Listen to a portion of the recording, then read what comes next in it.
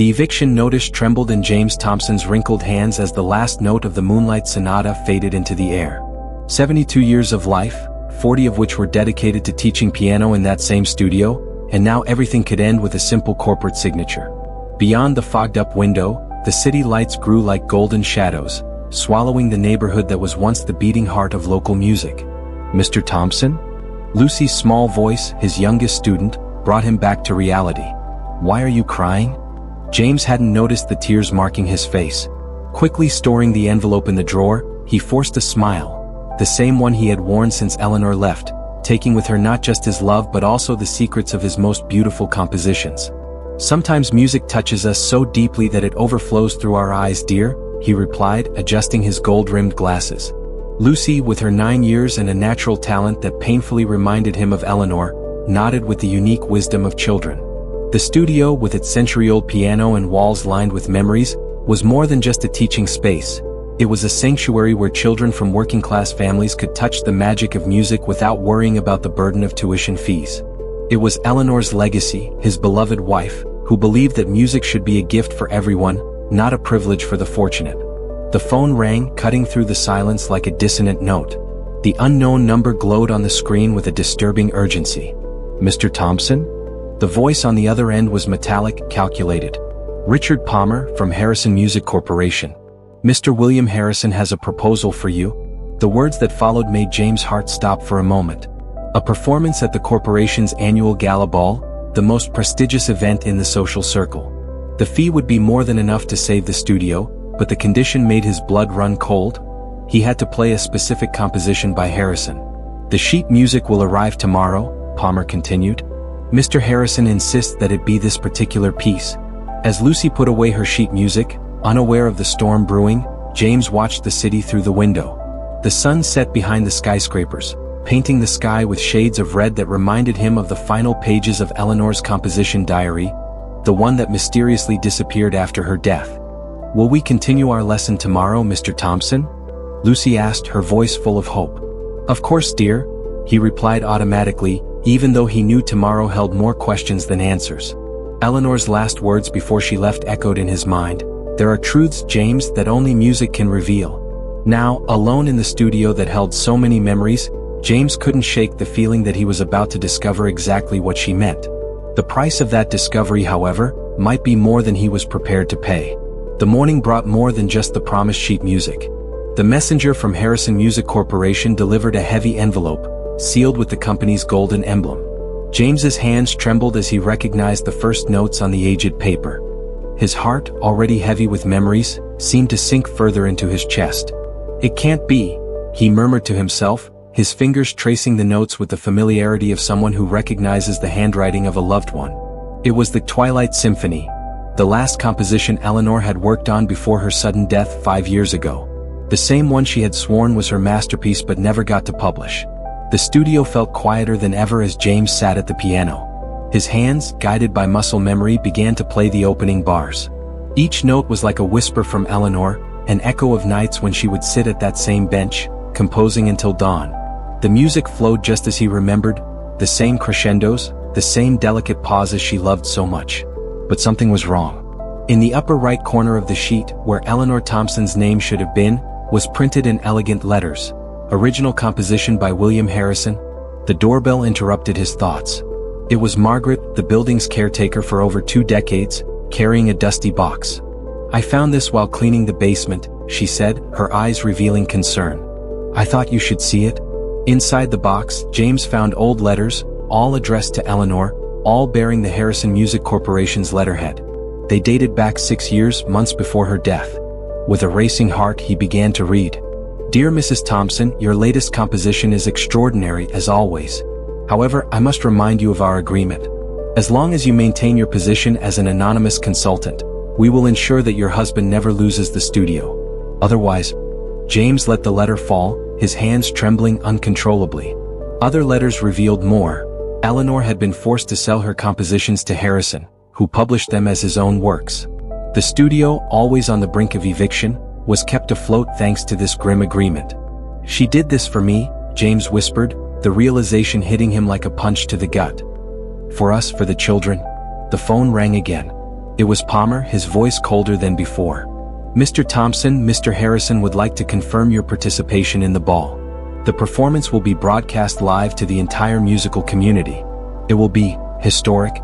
Between Palmer's lines, James sensed a veiled threat. Harrison wasn't just asking for a performance, he was orchestrating something bigger. The ball would be his chance to publicly solidify his claim over Eleanor's works. That night, while the city slept, James stayed awake, rereading the letters over and over. Beside him, a photo of Eleanor smiled from the frame, her gentle eyes hiding the weight of the secret she had carried to the end. In the silence of the studio, he made a decision. Eleanor's music would not remain in the shadows. But the price of the truth could cost more than just the studio. It could destroy the entire legacy his beloved wife had sacrificed so much to protect. Morning arrived with the familiar sound of small footsteps climbing the stairs to the studio. Lucy was early for her lesson as always, carrying not only her sheet music but also a small bouquet of daisies picked from the community garden. "To brighten the studio, Mr. Thompson," she said, placing the flowers in an improvised vase. James watched the girl settle at the piano, her enthusiasm so reminiscent of Eleanor that it hurt. The letters discovered the night before weighed on his conscience like keys pressed in a minor chord. Each note Lucy played seemed to echo the question that had kept him awake: how to protect Eleanor's legacy without destroying the dream she had sacrificed so much to preserve. "Mr. Thompson?" Lucy interrupted his thoughts. "You seem different today." "Just memories, dear," he replied, trying to smile. "You know, your dedication reminds me of someone very special." Sitting beside Lucy on the piano bench, James began to talk about Eleanor for the first time in years. He spoke of how she transformed notes into stories, how her natural talent flowed through her compositions like clear water. Lucy listened attentively, her eyes shining with each word. "She believed music belongs to everyone," James explained, his hands gently caressing the keys. "This studio was her dream, a place where any child could learn, regardless of how much money their parents had." As Lucy practiced, Margaret appeared again at the studio door, this time with an even more concerned expression. "James, there's something you need to see." In her hands, an old newspaper bore a headline that made his heart tighten. "Harrison Music Corporation announces expansion, acquisition of historic properties planned for next year." The date of the newspaper, a week before Eleanor's death. "She knew," James murmured, the pieces of the puzzle painfully falling into place. "Eleanor discovered Harrison's plans to demolish the entire block." Margaret nodded, tears in her eyes. "I found this along with the letters." She was fighting not just for the studio, James, but for the entire community.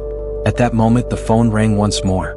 It was a former student of Eleanor, now a respected pianist. "Mr. Thompson, I need to tell you something. I was at a meeting at Harrison Music Corporation yesterday. They're planning to use your performance at the ball as public proof of the authorship of the compositions. William Harrison will announce a complete book with his works, including unpublished scores by Eleanor." The weight of this revelation made James stagger. Eleanor hadn't just sold her compositions. She had waged a silent battle against an empire that threatened not only her music but the entire neighborhood she loved so much. Watching Lucy at the piano, completely absorbed in her practice, James felt a clarity he hadn't experienced in years. Eleanor had protected this dream with her silence, but now it was his turn to protect it with the truth. The question was no longer whether he should expose Harrison but how to do it without destroying the legacy of hope Eleanor had built with such sacrifice. "Mr. Thompson," Lucy called, finishing her piece, "can I learn that music Mrs. Eleanor composed? The one you were playing yesterday?" James looked at the Twilight Symphony sheet music on the piano, Eleanor's handwritten notes still visible beneath Harrison's printed name. "Yes, Lucy," he replied, renewed determination in his voice. "It's time for everyone to know Eleanor's true music." During the week leading up to the ball, the studio gained a different energy. The afternoons were filled not only with regular lessons but with a greater purpose that made James's heart beat stronger every day. As his fingers danced over the keys, rehearsing the Twilight Symphony, each note seemed to carry the weight of a long silenced truth. Lucy, always the first to arrive and the last to leave, became a constant presence during the rehearsals. Sitting quietly in a corner of the studio, she watched James with attentive eyes, absorbing every nuance of the melody Eleanor had created. In one of those moments, she made an observation that struck James like a bolt of clarity. "You know, Mr. Thompson, when you play that music, it feels like you're talking to someone," she said, toying with one of the daisies already wilting. "Wilted in the vase. It's different from all the other music.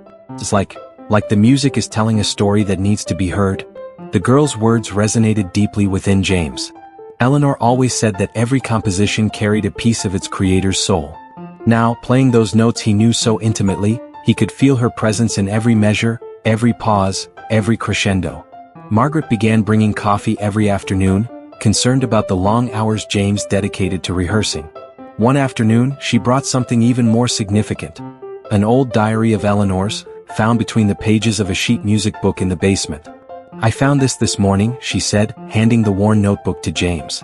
Maybe you need to read it?"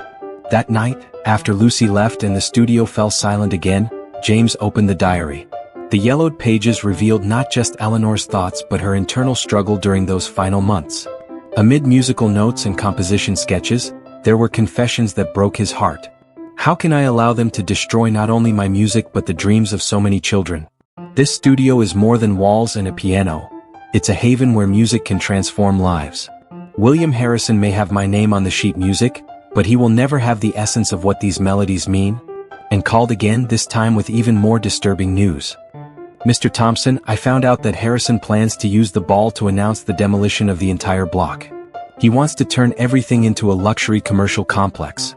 The studio will be the first to fall." The revelation hit James like a dissonant chord. It wasn't just about music anymore. It was about preserving a legacy of hope that Eleanor had protected with her own life. The children who filled the studio with their hesitant melodies, the proud smiles of parents who could never afford private lessons, the dreams that blossomed within those old walls, everything was at risk.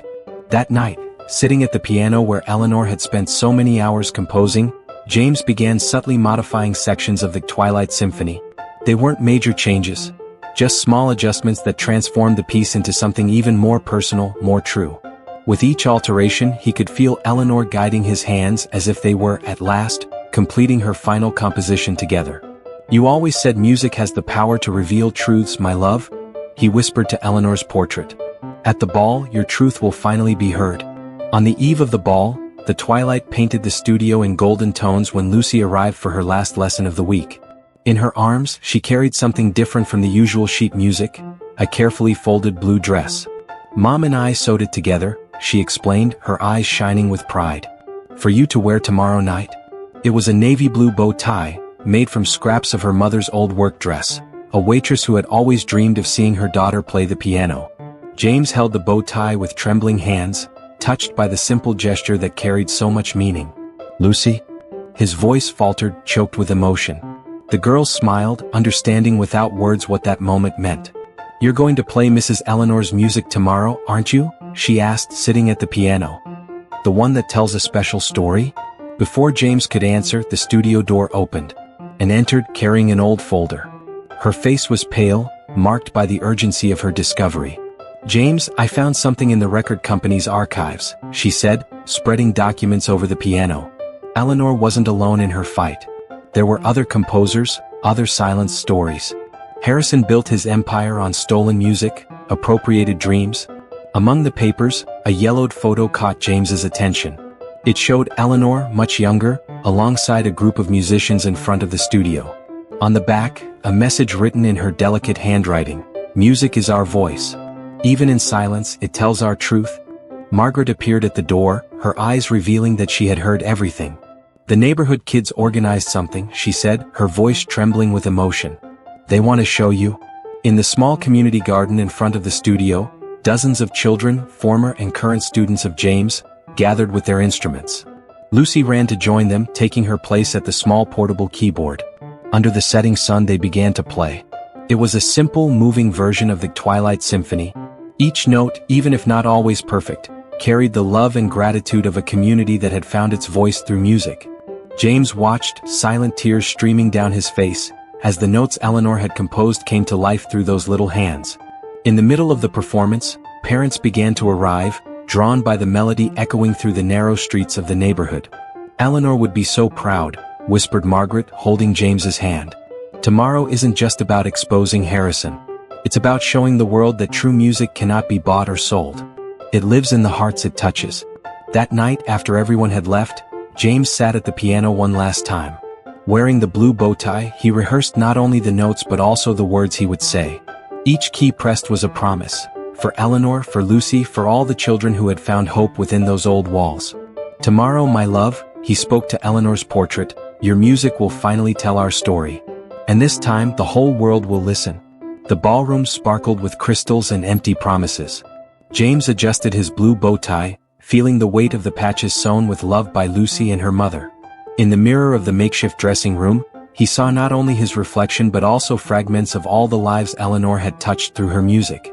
William Harrison circulated among the guests like a king in his court, his smile as polished as it was false. He held a champagne glass in one hand and in the other, a luxuriously bound book, the collection of his compositions ready to be revealed to the world. "Mr. Thompson," Harrison's voice sounded sugary as he approached. "What an honor to have you with us tonight. You know, your wife always had great admiration for my work. She would be proud to see you play my composition." James felt the bitter taste of the lie but remained calm. In the pocket of his jacket, he carried a page from Eleanor's diary. "Truth, like music, finds its own way to be heard." The moment of the performance arrived like an inevitable wave. The elite audience settled into their golden chairs, glasses gently clinking. But in the last rows, familiar faces stood out. Margaret, Anne, and dozens of neighborhood children, including Lucy, all wearing small blue ribbons in solidarity. "Ladies and gentlemen," announced Harrison, his voice echoing through the sound system. "Tonight, I am pleased to present a very special composition, the Twilight Symphony, a piece that will mark the beginning of a new era for our company and for this neighborhood." James walked to the piano, his steps echoing in the expectant silence. Before sitting down, he took out an old photograph, Eleanor at the piano, teaching a young Anne.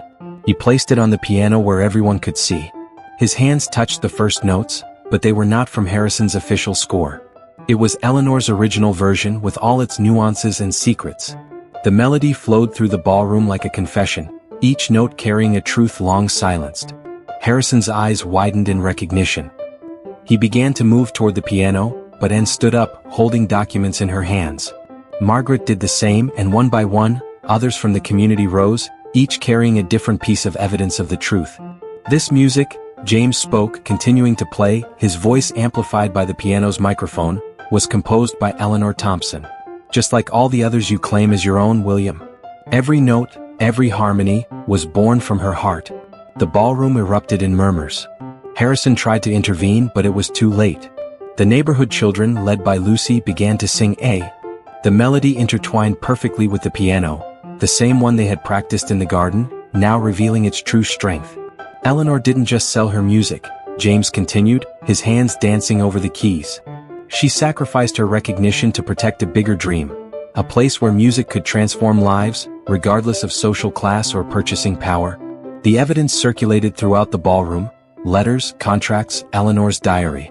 The truth, like a symphony long contained, finally found its voice. Harrison, cornered, watched as his empire of lies crumbled to the sound of the music that was never truly his. The last notes of the Twilight Symphony still hung in the air when silence descended upon the ballroom like a delicate veil. James kept his hands on the keys, feeling the echo of Eleanor's melodies vibrating through the grand piano. On the face of everyone present, the impact of the truth finally revealed could be seen. William Harrison, his mask of arrogance completely shattered, remained motionless at the center of the ballroom. The luxurious book of his compositions lay forgotten on a nearby table, its pages now carrying the weight of an exposed lie. "Mr. Harrison," Lucy's voice cut through the silence as she stood up from her seat in the last row. "Mrs. Eleanor taught me something through Mr. Thompson, even though I never met her. She used to say that true music doesn't need a famous name, it just needs to touch people's hearts." Her simple words caused a wave of movement throughout the ballroom. One by one the guests began to rise. It wasn't just the neighborhood children and their families, it was music critics, renowned artists, people who finally recognized the true voice behind the melodies they had admired so much. And approached the piano carrying an old folder. "These are all Eleanor's original compositions," she announced, her voice firm. "And here's something else. Letters from other composers who were also silenced. Tonight is not just about Eleanor, it's about restoring the truth to music." James watched as the truth spread like a contagious melody. Harrison, confronted with irrefutable evidence and the testimony of dozens of people, could no longer maintain his facade. His empire, built on stolen notes and silenced dreams, began to crumble. But this was not a story of revenge, it was a story of redemption. "William," James stood up from the piano, walking toward the defeated man. Eleanor never wanted to destroy anything. She wanted to build something greater, a place where music could be free, where talents could blossom regardless of social status. It's not too late to transform this company into something that truly honors music and its creators. In the weeks that followed, the transformation was profound. The Harrison Music Corporation, under new leadership and the supervision of a board that included members from the community, established a fund to support young musicians. James's studio was not only preserved, it became the first of a network of music schools accessible to all. On a golden autumn afternoon, James sat again at the studio piano. Lucy was beside him, her small hands now more confident on the keys. On the wall, a new photograph joined the portrait of Eleanor. It showed all the neighborhood children during their performance at the ball, their faces lit by the joy of true music. "You know, Lucy," James said, adjusting the blue bow tie he now wore at every lesson, "Eleanor used to say that every musical note is like a little truth waiting to be discovered. And when we put all those truths together, they become love," Lucy finished, beginning to play the first chords of the Twilight Symphony. Like her music did.